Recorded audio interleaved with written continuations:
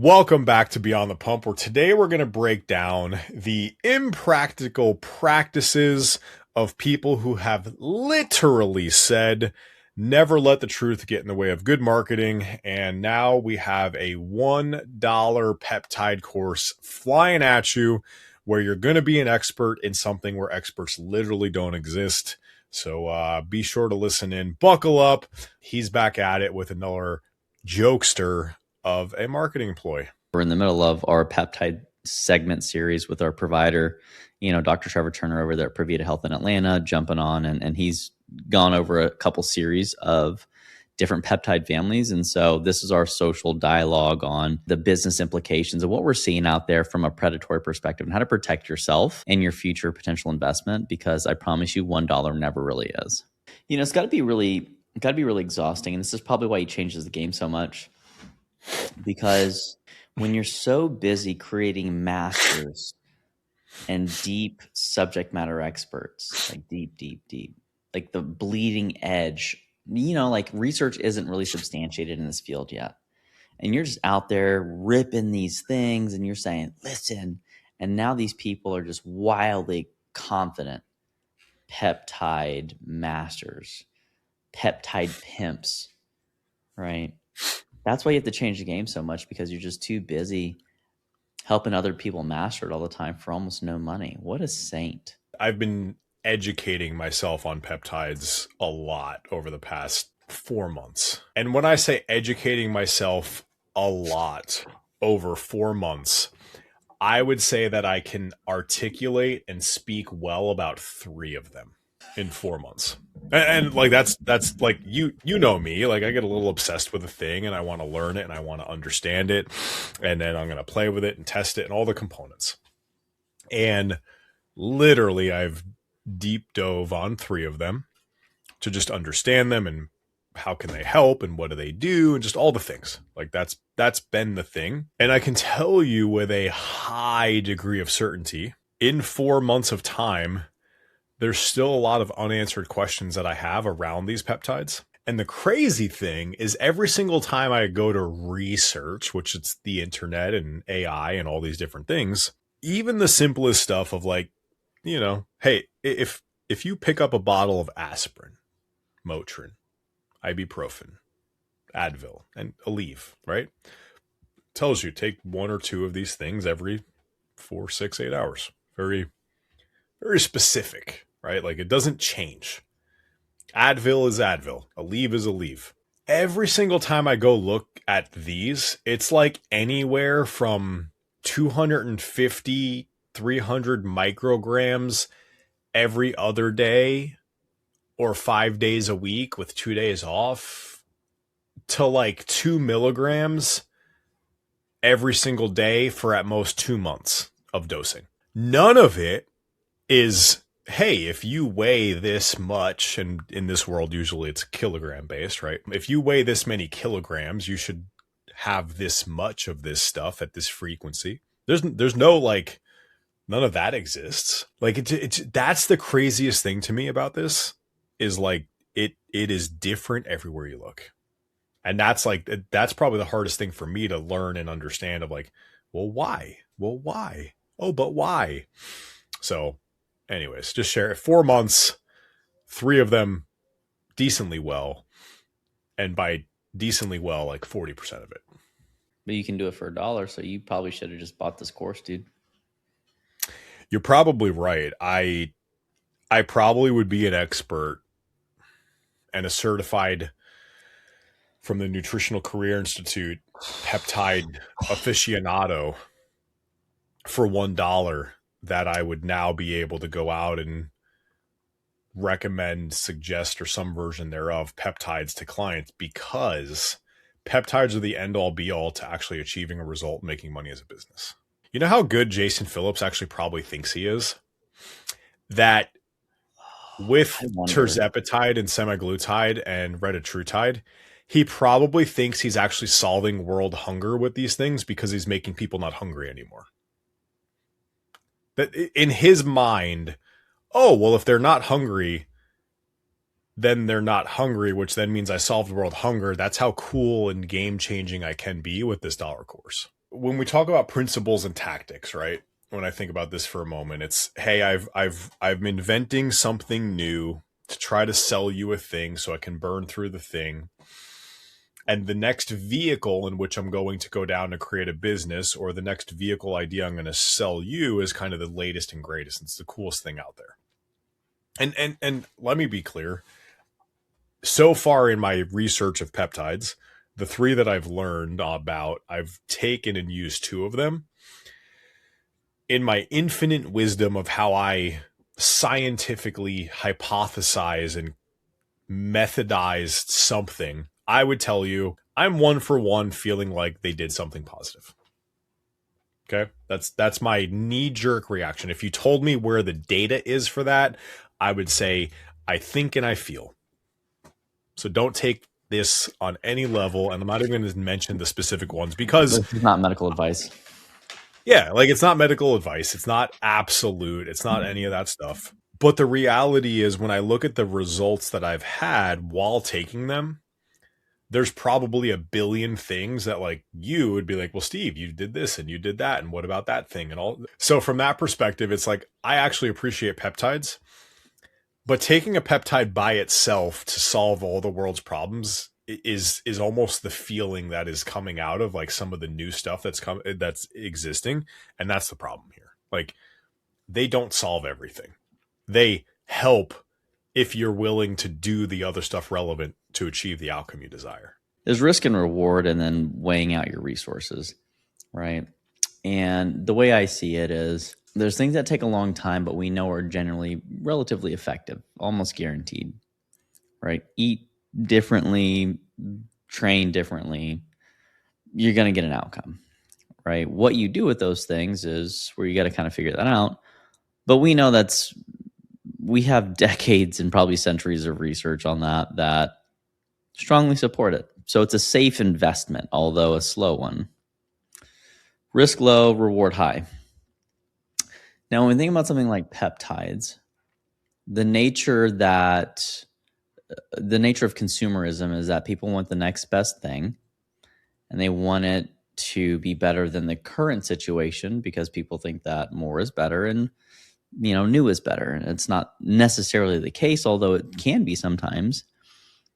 And so in the case of peptides, I think it's really important that as people are weighing out whether they should take it or not, because we do know, and I will admit, research lags sometimes years, sometimes decades behind real world practice. And sometimes, and usually it's the observation of a phenomena or something happening that's positive, that someone then is like, hey, let's empirically determine why that is. Let's figure out what specific mechanism it is.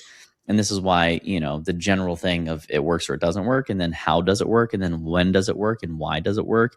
Those things allow us to better leverage the thing in a more targeted way. But try it. If the risk is low and the potential reward is high, why would you not? But if risk is higher and reward is shaky, you got to start weighing that out. If you're living paycheck to paycheck, I don't think you should probably be putting your money all in on Dogecoin. Like, that seems risky to me. But same analogy, it's risk analysis.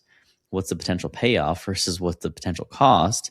If the potential cost is unknown and the potential payoff is meh or incremental, no. I mean, incremental validity is the amount of positive benefit over something else, right? So the incremental validity of peptides over nutrition interventions and fitness interventions or hiring a coach, just, and we're even seeing some research that I think was published in the last 2 weeks.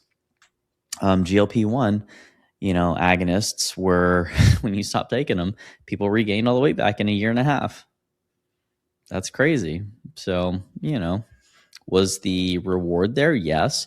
Was it substantive? No. Turns out it wasn't, because it was done in isolation. And I think that we'll see a lot of the same when it comes to some of these other peptides and compounds that are emerging that, are probably like 5-ish years from any real meaningful longitudinal inferences that are considered positive or negative. Like, we won't know if someone gets cancer until it's, fucking 20 years from now. So fuck with that if you want. I'm good. Like, I'd rather just work out and manage my nutrition and spend my other time focusing on other priorities than diving into the peptides. But like, that's not everyone.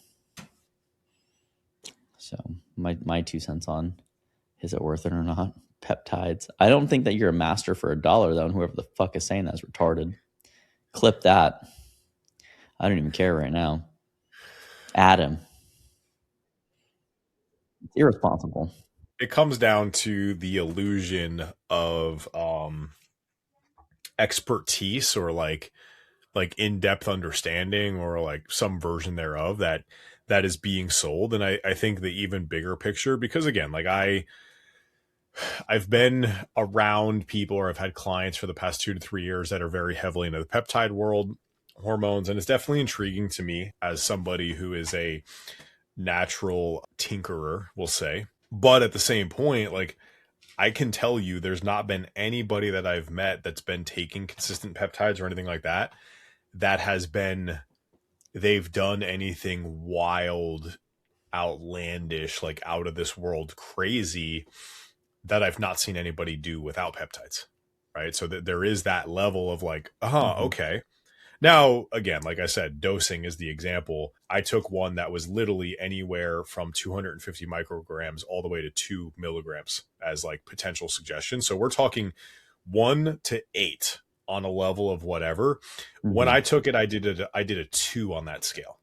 Mm-hmm. So maybe for me, like, maybe I could have done the 8, and maybe I would have gotten a more profound effect, and I'd be more confident in my thing. Mm-hmm. But I also have this massive, like, I like calculated risk. I'm willing to be pretty risky. Like I am, but I don't want to be 60 and be like, man, I regret doing that. Like for something that I could have just waited 6 more months for, was kind of my mentality. So that's when I went a little bit more low. And then the illusion that, oh, hey, you're a coach, you're a health coach, you're a fitness coach, nutrition coach, some version thereof. If you do peptides in your business, you will be successful. You know, the main person who's making money when you're giving your clients peptides is not you. Your client's obviously spending money. Yeah, you have this level of like, oh, I get to make some money here. I get this thing or some version thereof. And I'm not saying it's zero, but I promise you the main money maker is the people selling you the stuff or the people making the connection. Like that person is the one making the boatload of the money. And rightfully so. Like, hey, they're providing a service and connecting you and whatever. Like, I'm not saying it's a bad thing for them to make money, but I can tell you that the reason they care about making the money is literally to make the money. They're not in depth trying to make sure you truly have a successful business, because if they were, they'd be teaching you things like, you know, financial literacy in your business, helping you understand cash flow, helping you understand some level of client delivery services to create more efficiencies on the back end, and what ascension models might look like, and upsell, ascension, downsell offers, and all of these things. When at the end of the day, the one trick pony is you should sell your clients peptides. So just be wary of why they want you to buy the thing. Is it buy it for you or buy it for them? I'm just frankly a little bit disgusted in general in the whole premise. You know, as someone that engages regularly in actual research, reading it and doing my own for publication, like, it's just chaps my ass when someone's like, yeah, for $1, I can make you an expert.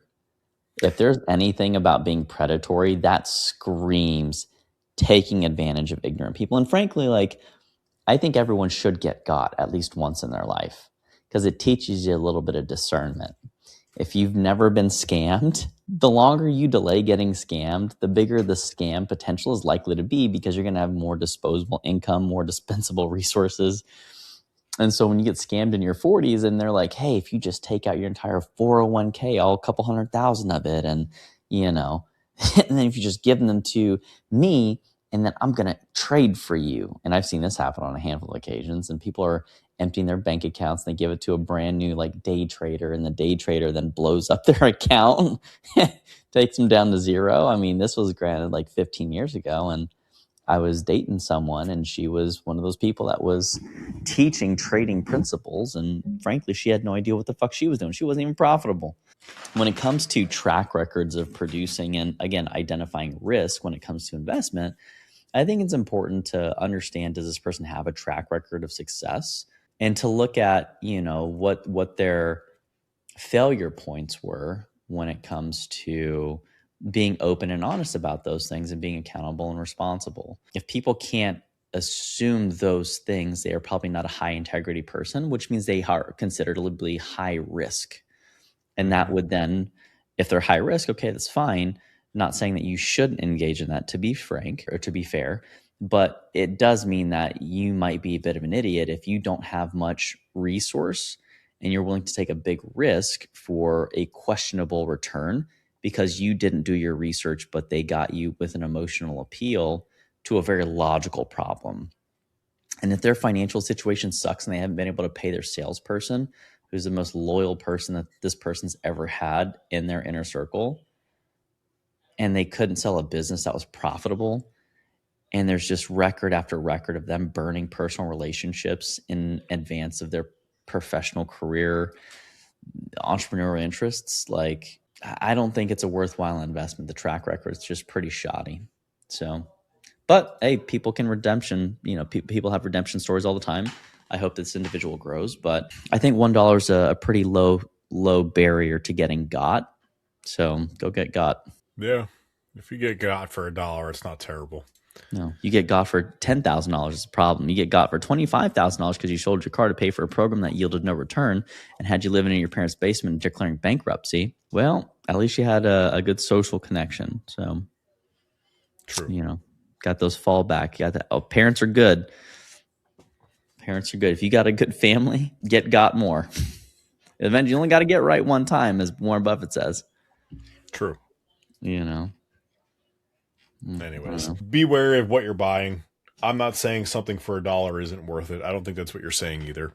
But the guise of the fact that you're going to be an expert on all of these things for $1, when literally expert status in these things does not exist today, like it just frankly doesn't exist, is the problem. It's not going to save your business. It's not going to make you hundreds of thousands of dollars a year. If anything, I think it offers a bit of a distraction in terms of like what you have going on. You want to layer in peptides and help with some labs and, gut testing and all these things in your business and like functional based or whatever. I don't think that's a terrible idea, like, to be honest. But if the cornerstone of your value proposition is literally, I do peptides, well, you suck. Like, that's like basically using Chat GPT today to solve the world's problems. You suck. Like, you're just not good at it anymore. Sorry. So, I wonder how that would go, actually. Maybe we should do an episode on that. Maybe. We don't need to discuss our AI-ness that you and I have going on, though. So, anyways, we appreciate you hopping on today to listen to this bit of a rant session. Make sure you know what you're buying. Make sure you have certain expectations set up when you're out there buying things on the internet. But appreciate you joining us today and Beyond the Pump, where we break down the business of fitness and nutrition. Don't get got, because that's not fun. If you like this episode, if you have any comments to this episode, throw them in there. Subscribe to the channel, like us, and say hi on social media. And make sure you check out our other peptide segments as well. Peace.